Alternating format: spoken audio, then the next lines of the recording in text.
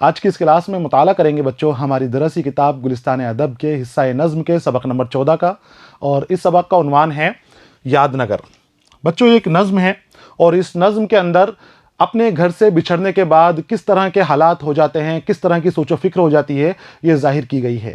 دنگا فساد کی وجہ سے یا ملک کی تقسیم کی وجہ سے کئی لوگوں کو اپنا گھر چھوڑ کے دوسری جگہ ہجرت کرنی پڑی تھی، کیمپوں کے اندر اپنا گزر کرنا پڑا تھا۔ اس وقت ان کے اوپر کیا گزری تھی، دنگا فساد کے دوران پھیلی قتل و غارت کے اندر ان کو کس کس طرح کی مشکلوں کا سامنا کرنا پڑا تھا، اس نظم کے اندر ظاہر کیا گیا ہے، بتایا گیا ہے۔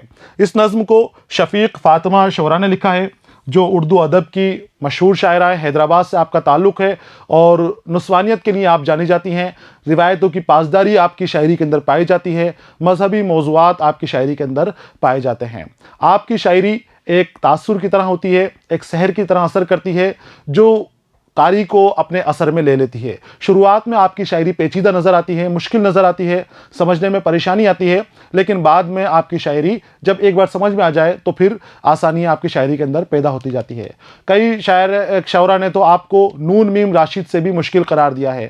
نون میم راشد کو اردو شاعری کا مشکل شاعر قرار دیا جاتا ہے، بہت مشکل شاعری آپ کی ہوتی ہے، لیکن جب شفیق فاطمہ کا مطالعہ کیا گیا، شفیق فاطمہ شورا کی شاعری کا مطالعہ کیا گیا، تو نون میم راشد کو بھی آپ کے سامنے آسان پایا گیا۔ مشکلات کے باوجود بہت خوبصورت انداز ہے آپ کا، احساسات کی ترجمانی آپ کی شاعری کرتی ہے، جذبات کی ترجمانی آپ کی شاعری کرتی ہے۔ سبق کو میں نے 3 حصوں میں تقسیم کیا ہے۔ پہلے حصے میں ہم شاعرہ کا زندگانی کے حوالے سے اور کلام کی خصوصیات کے حوالے سے مختصر معلومات حاصل کریں گے۔ دوسرے حصے میں ہم نظم کا مطالعہ کریں گے، اور اس کے بعد جو تیسرا حصہ ہوگا وہ اس سبق سے متعلق درسی کتاب میں دیے گئے سوالاتوں کے اوپر منحصر ہوگا۔ تو ہم شروع کرتے ہیں سبق کا پہلا حصہ، جس کا عنوان ہے شفیق فاطمہ شعرا کا تعارف۔ یہ جو آپ تصویر نظر آ رہی ہے، یہ شفیق فاطمہ شعرا ہیں، اور حیدرآباد میں آپ رہے، حیدرآباد میں ہی آپ کا انتقال ہوا۔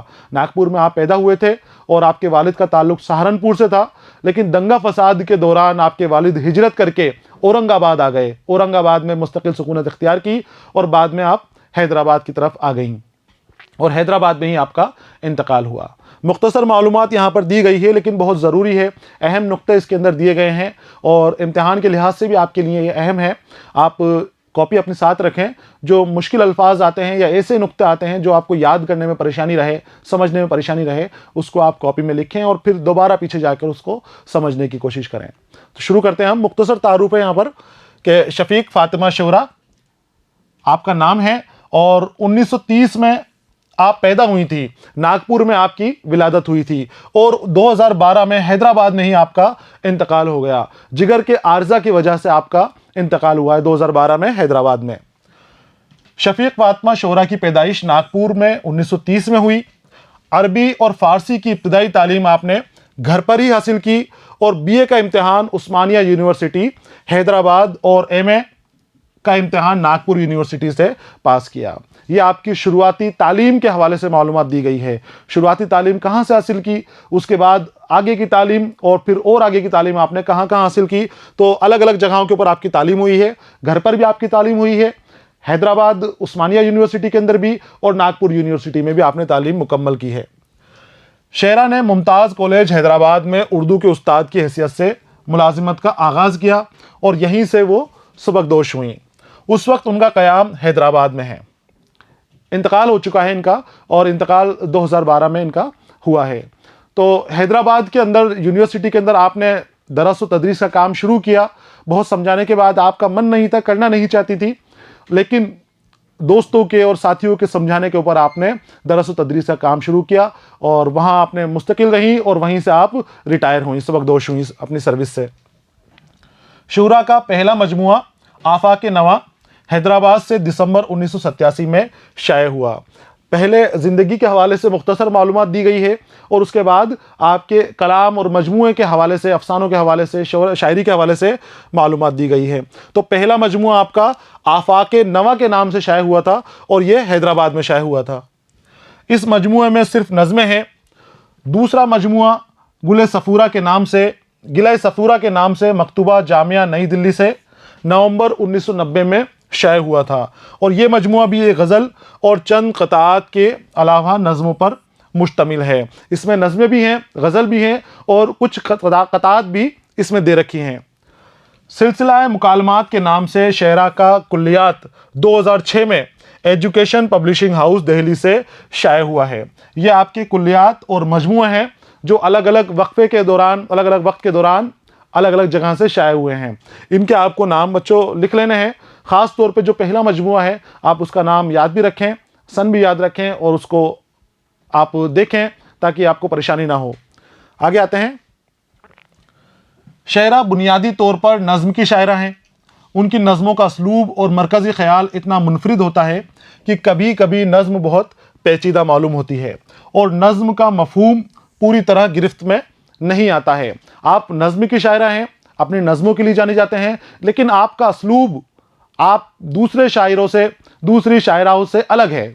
अलग अंदाज की आप शायरी करती हैं। आपकी शायरी मबहिम होती है, मुबहिम शायरी आपकी होती है, यानी पोशीदा शायरी होती है। आसानी से आपकी शायरी समझ में नहीं आती, पेचीदगी आपकी शायरी के अंदर पाई जाती है। मैंने अभी आपको बताया कि उर्दू अदब में नून मीम राशिद की शायरी को मुश्किल समझा जाता है, पेचीदा समझा जाता है, लेकिन जब इनकी शायरी देखी गई, शेरा की शायरी देखी गई, तो नून मीम राशिद से ज़्यादा पेचीदा शायरी इनकी पाई गई। अक्सर नज़मों में शेरा ने इस्लामी तारीख़ और कुरानी वाक़यात से भी मदद ली है। उन्होंने मौजूदा ज़माने की तहज़ीबी और सियासी मसाइल को जिस अंदाज से नज़मों का मौजू बनाया है, उससे भी उनको मुनफरिद असलूब नुमाया हो जाता है। अब इंसानी तहज़ीब को भी आपने अपनी शायरी का ज़रिया बनाया है। आप रिवायतों की पासदार थी, आप तहज़ीब की पासदार थी, आप गिरती हुई कदरों को बचाना चाहती थी, परेशान रहती थी आप, इसलिए आपने अपनी शायरी के ज़रिए इस्लाह करने की कोशिश की कि अगर इंसान ही इंसान के काम नहीं आएगा, ये इंसानी हमदर्दी और दोस्ती ख़त्म हो जाएगी, ये मोहब्बत ख़त्म हो जाएगी इंसानों के बीच की, तो फिर दुनिया में रहेगा कौन? हम सब बर्बाद हो जाएंगे, हम सब ख़त्म हो जाएंगे। इस दुनिया की सलामती के लिए इंसानी दोस्ती का होना ज़रूरी है, इंसानों के बीच में मोहब्बत का होना ज़रूरी है, भाईचारा होना ज़रूरी है। तहज़ीब की पासदारी की आपने, रिवायतों की भी पासदारी की है और मजहबी रिवायतों को भी आपने, ख़ासकर निसाई मुद्दों को आपने बहुत खूबसूरती से उठाया है। औरतों के मुद्दों को आपने अपनी शायरी का ज़रिया बनाया है। अब निसाई मतलब नुस्वानी शायरी नहीं हो गई, आपने अपनी शायरी में औरतों के जज्बात शामिल किए हैं। किसी भी मुद्दे के ऊपर औरत क्या सोचती है, एक खातून के जहन में क्या चीज़ें चलती हैं, किस तरह की जुस्तजू उसके दिमाग में चलती रहती है, वो आपने अपनी शायरी के ज़रिए पेश किया है। यादनगर एक नुमाइंदा नज़्म है। इस नज़्म का आहंग और उसका मखसूस नगमा कारी को मुतवज्जा करता है। इस नज़्म में वतन से दूरी या जिला वतनी के एहसास को बहुत खूबी से नज़्म किया गया है। हम इस नज़्म का मुताला करने वाले हैं। यादनगर इस सबक का भी उन्वान है। इस नज़्म के अंदर आपने जिला वतनी के एहसास को शामिल किया है, हमारे सामने पेश किया है। तकसीम के वक्त और कई तरह के ऐसे हालात होते हैं कि दंगा फसाद के वक्त अपने घर को छोड़ के दूसरी जगह, दूसरे घरों की तरफ जाना पड़ता है। उस वक्त होने वाली कत्ल गारत, नुकसानात, अपने छोड़े गए वतन की यादें इंसान कभी भी नहीं भूल सकता। अच्छी यादें भी उसके जहन में रहती हैं और बुरी यादें भी उसके जहन में रहती हैं। हम अपने वतन की अच्छाइयों को भी याद रखते हैं और हम हमारे साथ होने वाले हादसात को भी याद रखते हैं। शायरा ने इसी बात को मौजू बनाकर ये नज़्म लिखी है। तकसीम के बाद घर छोड़ना पड़ा है तो शायरा को अपने खेत खलिहान याद आते हैं, अपने घर याद आते हैं, अपने दोस्त याद आते हैं, अपने वालिदैन के साथ जो पेश आए हादसे, वो हादसे याद आते हैं। दूसरे लोगों के साथ इसने जो हादसे पेश आते हुए देखे, जो उनके सामने परेशानी आई, उन परेशानियों को देखा, तो उन सब जज्बातों को नज़्म यादनगर में समेट दिया गया है, यादनगर के ज़रिए पेश किया गया है। और इंसान की ज़हनी जुस्तजू, ज़हनी कशमकश को इस नज़्म के ज़रिए ज़ाहिर किया गया है। यहाँ अगला हिस्से के अंदर हम इस नज़्म का मुताला करेंगे। अगले हिस्से तक आपको इंतज़ार करना है। पढ़ते रहिए, खुश रहिए। अलविदा।